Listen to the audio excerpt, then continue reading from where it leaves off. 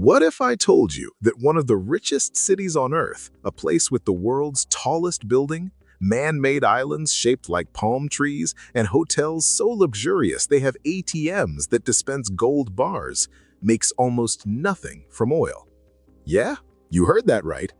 When most people think about Dubai, they imagine oil wells pumping black gold 24/7, making everyone in the city filthy rich.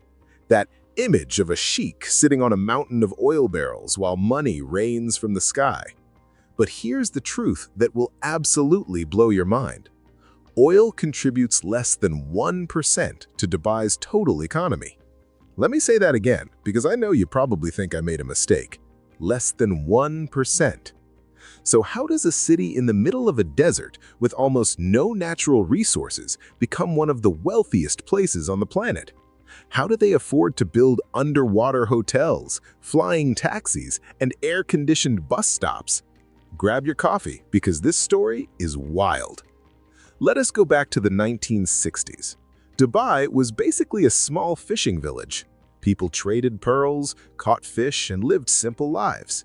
The discovery of oil in 1966 was supposed to be their golden ticket forever, right? But there was a problem, a huge problem. Dubai's rulers knew something that most people ignored. Their oil reserves were tiny compared to their neighbors. Abu Dhabi, their rich cousin next door, was sitting on massive oil deposits. Dubai had maybe 30 years' worth at best. So while everyone was celebrating, Sheikh Rashid, the ruler at that time, said something legendary. He said, "My grandfather rode a camel. My father rode a camel. I drive a Mercedes. My son drives a Land Rover. His son will drive a Land Rover, but his son will ride a camel." The man understood that oil money would not last forever, and instead of just enjoying the temporary wealth, he decided to build something permanent. This is where the genius begins.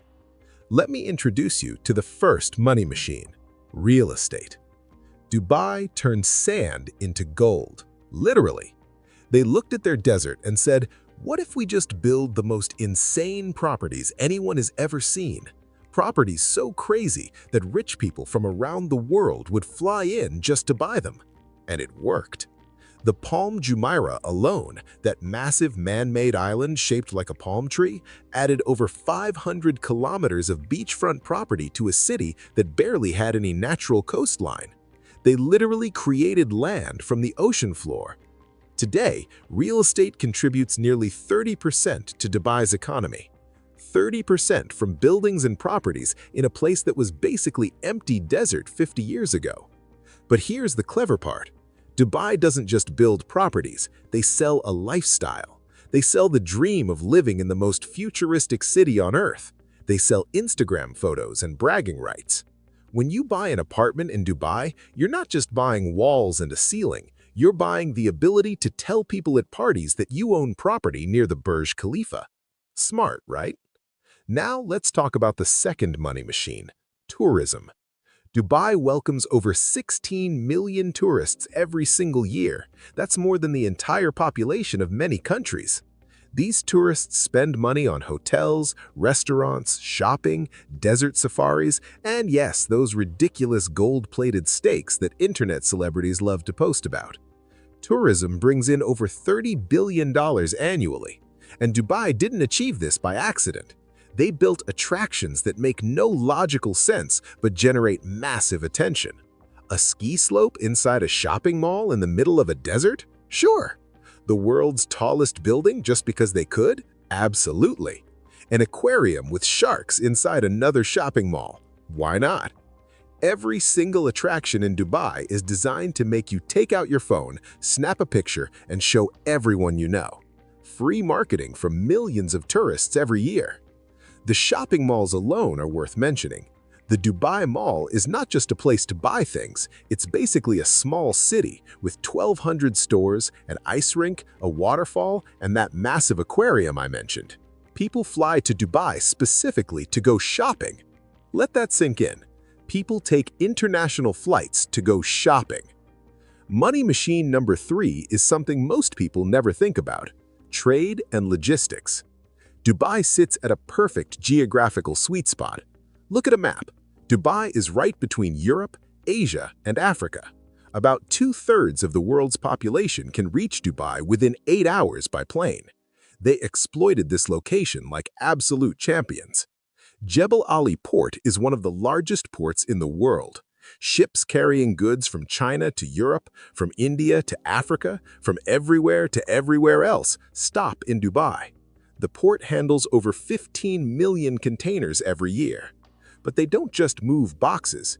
Dubai became the middleman for everything. Gold from Africa gets refined in Dubai. Electronics from Asia get redistributed from Dubai. Luxury goods from Europe pass through Dubai. The re-export business generates over $40 billion yearly. They buy stuff, sometimes add minimal processing, and sell it to other countries. Classic buy low, sell high, but on a massive international scale. Now, here comes the fifth money machine, and this one is beautiful. Emirates Airlines. Most people think airlines are just transportation companies. Dubai turned their airline into a global advertisement that also happens to carry passengers. Emirates is one of the most profitable airlines in the world. They have over 250 aircraft flying to 150 destinations. Their hub is Dubai International Airport, one of the busiest airports on Earth. Here's the genius. Every single Emirates flight is essentially a commercial for Dubai. Fly Emirates, visit Dubai. The airline brings people directly to the city where they spend money on everything we already discussed: hotels, shopping, real estate tours, business meetings. The airline made over $30 billion in revenue last year, and it feeds money into every other industry in the city. It's like owning the highway, the cars, and all the shops at every exit. Complete vertical integration. The fifth money machine might be the most controversial. Dubai is a tax haven. There is no personal income tax in Dubai. Zero. If you make $1 million, you keep $1 million. No government taking a chunk like in most Western countries. This attracts wealthy individuals and businesses from everywhere. Why pay 40% tax in your home country when you can pay zero in Dubai? Banks, investment companies, and hedge funds have set up offices in Dubai. The financial sector now contributes over 11% to the economy. Rich people store their wealth there, do business there, and spend money there. Dubai also created special economic zones with their own rules. Over 40 free zones where foreign companies can operate with 100% ownership, no taxes, and minimal regulations. Over 30,000 companies have registered in these zones. It's basically saying, bring your business here. We won't take your money, just spend some while you're around. The sixth money machine is gold, literal gold. Dubai is one of the largest gold trading hubs in the world. About 25% of all physical gold traded globally passes through Dubai. They have entire markets dedicated to gold, with shops selling everything from tiny earrings to massive gold bars. The gold trade alone adds over $75 billion to their economy yearly. They import raw gold, refine it, turn it into jewelry, and export it everywhere.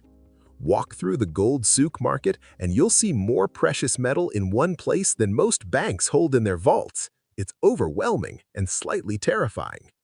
Now let me tell you about the secret sauce that makes all of this work: vision and speed. Dubai makes decisions fast. While other cities spend years debating whether to build a new bus stop, Dubai builds entire neighborhoods.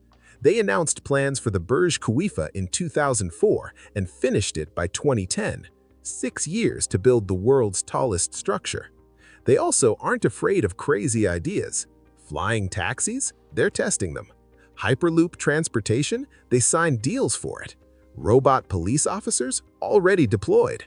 Mars simulation city? Under construction. This constant innovation keeps Dubai in headlines worldwide, free publicity worth billions. But here's something important to understand. Dubai's model isn't perfect. It depends heavily on foreign workers who sometimes face difficult conditions. The real estate market has crashed multiple times. The debt levels are concerning to many economists. During the 2008 financial crisis, Dubai nearly collapsed. They needed a bailout from Abu Dhabi, their oil-rich neighbor. That was a humbling moment. And the environmental cost of building man-made islands and keeping a desert city cool is massive. The energy consumption per person in Dubai is among the highest in the world. But despite these challenges, the transformation is undeniable. They turned a fishing village into a global city in less than 50 years. So what's the lesson here? Dubai understood something that many places still don't get.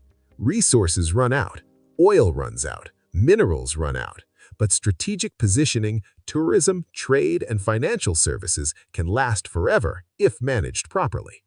They didn't just spend their oil money on fancy cars and palaces.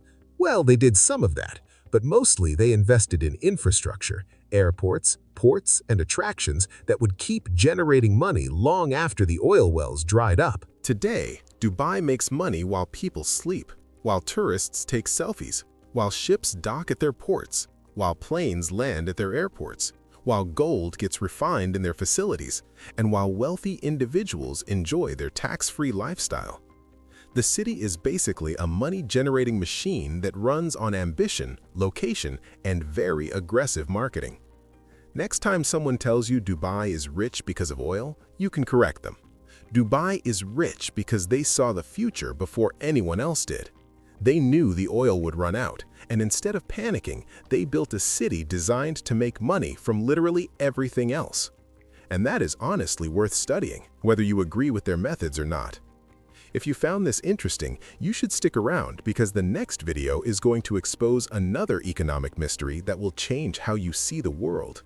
Hit that subscribe button because we are going deep into stories that nobody else is telling. See you in the next one.